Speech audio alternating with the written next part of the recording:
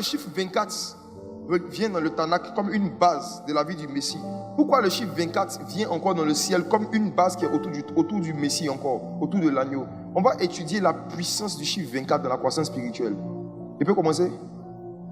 Tu vas comprendre pourquoi est-ce que 2026 là, tu dois lire au moins 2 livres par mois. Si tu n'as pas pu, il faut commencer au moins avec 1. C'est-à-dire à la fin de l'année, tu vas lire 12. Si tu n'as pas les 24, il faut avoir au moins les 12. Mes frères et sœurs, Jésus revient bientôt. Il y a beaucoup de dégâts que les démons sont en train de faire dans différents domaines de la vie. Et malheureusement, il n'y a pas assez de disciples de Jésus qui sont assez instruits ou assez formés pour que Dieu puisse les utiliser pour aider le maximum de personnes. Se réunir pour parler en langue chaque dimanche, ça n'aide pas la société. Hein. Les gens ont des problèmes concrets. Les gens ont des problèmes concrets.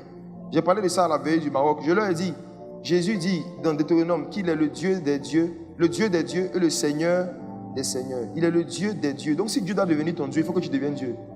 S'il doit être ton Seigneur, il faut que tu deviennes Seigneur. Il n'est pas le Dieu des esclaves. Il n'est pas le Seigneur des clochards. Vous devez comprendre que Dieu nous attend à un minimum, à un standard, en termes de connaissance, en termes de vertu, en termes de valeur, pour qu'il commence à être fier de dire aux gens qu'il est notre Dieu. Ça passe par quoi? S'instruire, se former, s'informer. Satan finance les réseaux sociaux, il finance les buzz et les scandales inutiles, parce que Satan sait que le corps physique se nourrit de nourriture, mais l'âme se nourrit d'informations.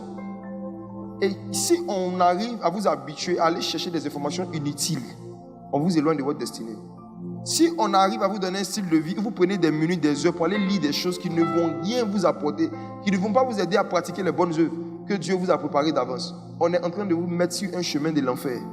Voici pourquoi chaque jour Satan s'arrange à ce que quelqu'un fasse quelque chose de bête et que cela soit publié, que tout le monde en parle. Satan travaille à ce que les gens aient le temps de lire des publications inutiles pour ne pas que les gens lisent des livres. Regardez la puissance du chiffre 24 sur la croissance spirituelle. Prenons 1 Chronique, chapitre 24. J'ai dit même la numérotation de la Bible, là, c'est quelque chose. Il n'y a rien qui est fait au hasard. 1 Chronique 24, le verset 1. Juste le verset 1. Voici les classes des fils d'Aaron, Nadab, Abihu, Éléazar et Itamar. De quoi il s'agit? Vous pourrez lire après si vous voulez jusqu'au verset 31. Mais pourquoi on gagne du temps? Je vous donne la référence et puis le contexte. David devait organiser les sacrificateurs. Il y avait beaucoup de sacrificateurs. Les sacrificateurs, c'était les fils d'Aaron. Leur rôle était de faire le service dans la maison de Dieu, le service dans le temple. Mais David, ayant en lui l'esprit de Christ, ayant en lui l'esprit de prophétie, devait choisir un nombre, un chiffre qu'il allait utiliser pour diviser les différentes classes de sacrificateurs. On les appelait les classes. Et vous savez, il a fait combien de classes? Selon vous? 24. Il y avait 24 classes de sacrificateurs. Et puis bizarrement, c'est décrit dans 1 Chronique chapitre 24. 24 classes de sacrificateurs. Pourquoi David a fait cela?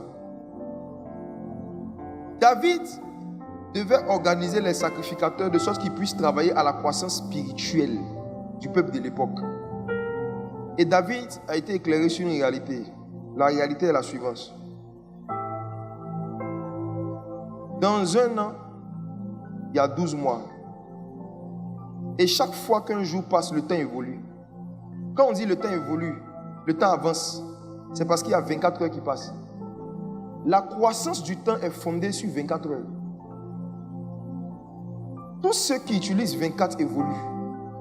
Tous ceux qui utilisent 24 progressent. Tous ceux qui utilisent 24 avancent vers le futur. Donc, quand vous prenez le temps même, ce qu'on appelle le temps, pourquoi on dit le temps a changé, le temps a changé, le temps a évolué, même le temps lui-même, il évolue parce qu'il y a 24 heures à l'intérieur de lui. Et David voulait que chaque heure, il y ait un groupe de personnes dans la maison de Dieu qui sont en train de faire monter des prières, des sacrifices et des holocaustes. Donc il a mis 24 classes de sacrificateurs. 24 heures sur 24, il y avait de l'adoration. 24 heures sur 24, il y avait des prières. 24 heures sur 24, il y avait quelque chose de spirituel qui se faisait pour que le peuple puisse évoluer, pour que le peuple puisse grandir. Mes frères et sœurs, si le temps même ne peut pas évoluer sans 24, et toi? Pourquoi est-ce que tu dois te battre pour que chaque année, tu lises entre 12 et 24. Si tu as fait 12, tu as fait la demi-journée. 12 livres, c'est demi-journée spirituelle. Si vous décidez de lire un livre par mois, je vous dis qu'un livre par mois, ce n'est rien. Tout à l'heure, je vais vous expliquer des choses pratiques.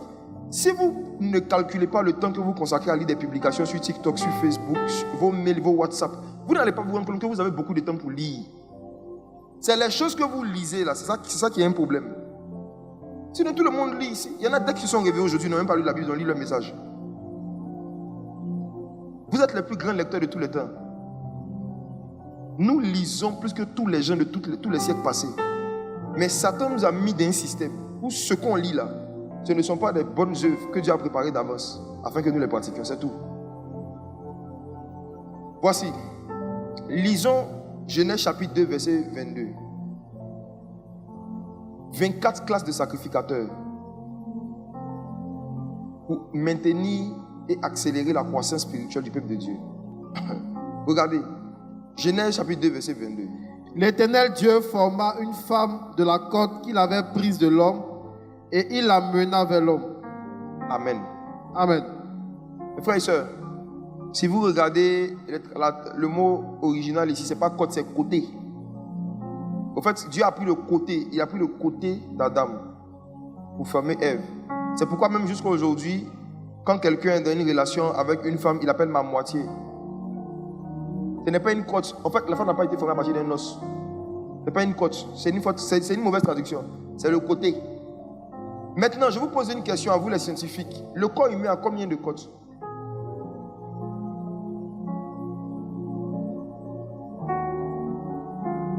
Le corps humain a 2 paires de 12. Le corps humain a 24 côtes. Le saviez-vous? Il y a quelque chose dedans. Même ton corps là, c'est à cause des 24 que ça marche. Dieu crée l'homme. Et Dieu met 24 côtes à l'intérieur de l'homme. Adam, le premier Adam. Maintenant, regardez quelque chose. La Bible dit que Dieu le pousse dans un sommeil. Dieu prend son côté pour fabriquer une autre personne. Mais l'autre personne qui fabrique là, elle aussi, elle a 24 côtes. Et lui aussi, il a 24 côtes. L'une des vérités qui est dedans, c'est que la personne qui est vraiment appelée à être ton épouse ou bien ton époux ne va jamais te diminuer.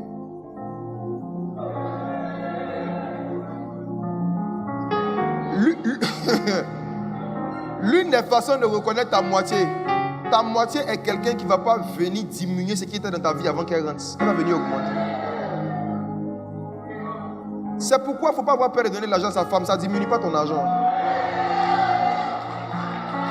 Il n'y a rien que je donne à ta moitié qui te diminue. Malgré qu'on a pris tout son côté pour former une personne, il avait toujours 24 côtes. Les maris avares, c'est parce que vous ne connaissez pas la spiritualité de la moitié que vous avez peur de donner vos côtes.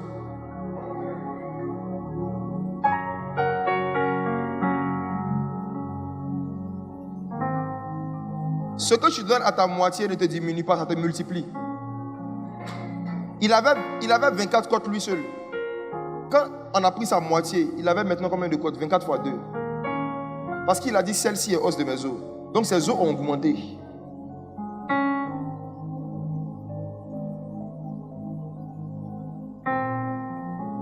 Mes frères et sœurs, on voit comment est-ce que 24 est encore présent même dans la structure du corps humain.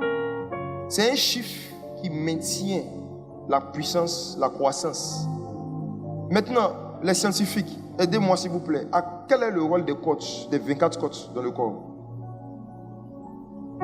Protéger les organes vitaux. Vous savez, tout ce que vous apprenez dans la vie, si vous ne protégez pas ce que vous apprenez, vous allez le perdre. Il y a des gens ici, la dernière fois qu'ils ont fait la comptabilité, il y a 5 ans. Vous maîtrisez il y a 5 ans. Mais comme il y a longtemps que vous n'avez pas lu de livre de comptabilité, si aujourd'hui on vous donne un problème, vous ne pouvez pas résoudre. Il y a des choses que nous avons appris il y a 10 ans, il y a 15 ans. Si on nous met, il y en a ici qui étaient forts dans Pythagore, Thalès, et puis pi au carré, les bêtises comme ça. Il y en a qui étaient forts dedans. Si on les prend tout de suite là, et on leur donne un exercice de maths, avec les mêmes choses, est-ce qu'ils pourront faire? Écoutez-moi. 24 livres, c'est le minimum qu'il faut pour préserver tout ce qu'on a appris dans la vie. En fait, les 24 livres, c'est des codes que tu vas mettre dans ton esprit pour préserver tes organes vitaux. Il y a des choses vitales que tu as apprises, mais que tu risques d'oublier si tu ne lis pas au moins 24 livres par an.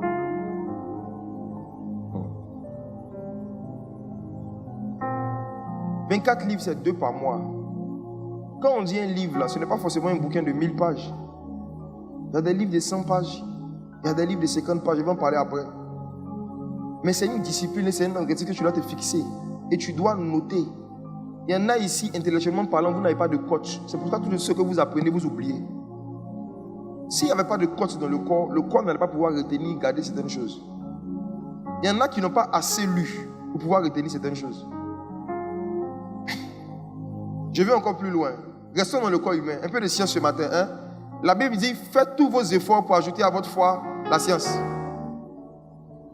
La colonne vertébrale, la fameuse colonne vertébrale. Les j'ai mal au dos, j'ai mal au dos. Là. Est-ce que vous savez que nous avons 33 vertèbres qui forment la colonne vertébrale? 33. Et bizarrement, c'est à cet âge que Jésus est mort. Je ne vais pas en parler aujourd'hui. Il y a 33 vertèbres qui forment la colonne vertébrale. Maintenant, s'il y a quelqu'un qui est médecin ici, la personne peut confirmer ce que je m'apprête à dire. Les scientifiques, en étudiant le corps humain, ont découvert que si l'homme arrive à bouger, à se mouvoir, c'est à cause de ce qu'on appelle les vertèbres. Et les vertèbres ont 2 groupes. Il y a les vertèbres soudées, c'est-à-dire les vertèbres fixes, et puis il y a les vertèbres mobiles. Ça veut dire les vertèbres qui bougent. N'est-ce pas? Est-ce qu'il y a un médecin ici? Les gens du département médical, où ils sont? Docteur, tu es là? Ce que j'ai dit est exact. Donnez-lui le micro. Luc était médecin. C'est pourquoi c'est lui qui a écrit le livre des Actes.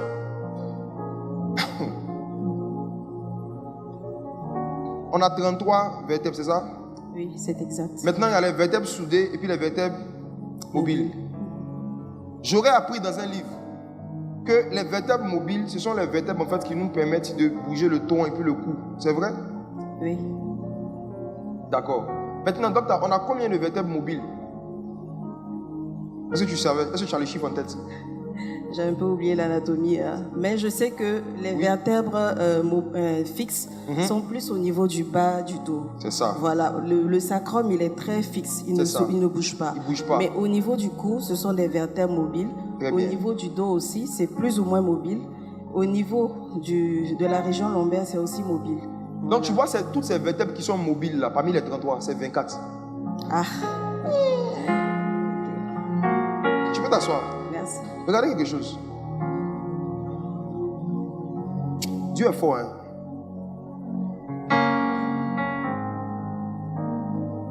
Celui qui a un corps, mais qui n'a pas à l'intérieur de ce corps 24 vertèbres mobiles, il ne peut pas être mobile. Donc il ne peut pas évoluer, il ne peut pas bouger. Tu sais pourquoi ta vie ne bouge pas? Tu sais pourquoi tes affaires ne bougent pas? Tu sais pourquoi spirituellement parlant, tu pries en langue, mais il n'y a rien qui bouge. Tu manques de vertèbres. Les livres. Les livres. Je vais aller encore plus loin. On va étudier les différents types de vertèbres mobiles. Vous allez voir quelque chose. Je reprends. La colonne vertébrale, 33 vertèbres. Maintenant, dans les 33, ce qui nous permet de bouger, c'est 24. Maintenant, dans les 24 là, il y a 3 catégories. Et j'ai retrouvé les 3 catégories dans l'enseignement de Jésus.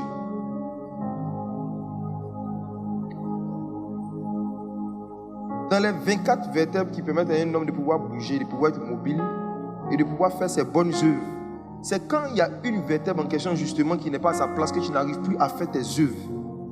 Tu n'arrives plus à faire des activités. C'est quand aussi ce qui ne doit pas bouger bouge là, que tu es handicapé. Il y a des connaissances que tu ne dois jamais oublier. Il y a des choses que tu ne dois jamais oublier. Le jour que tu vas oublier ça, tu ne pourras plus marcher avec Dieu. Il y a des doctrines là. ce sont les vertèbres soudées. Ça doit être ancré dans ton cœur.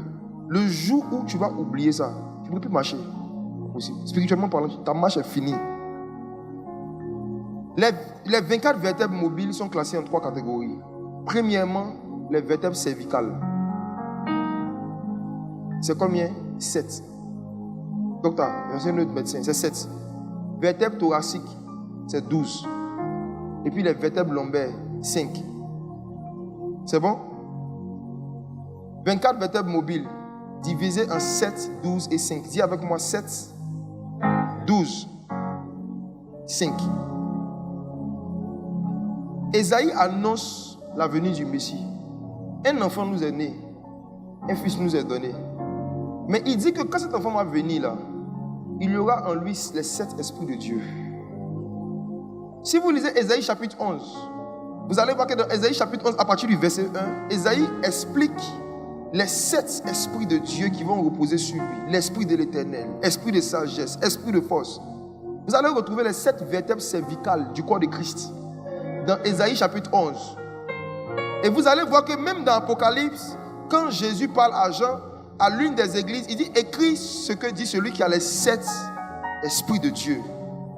Donc Christ naît, il commence son ministère, rempli du Saint-Esprit, revêtu de la puissance du Saint-Esprit.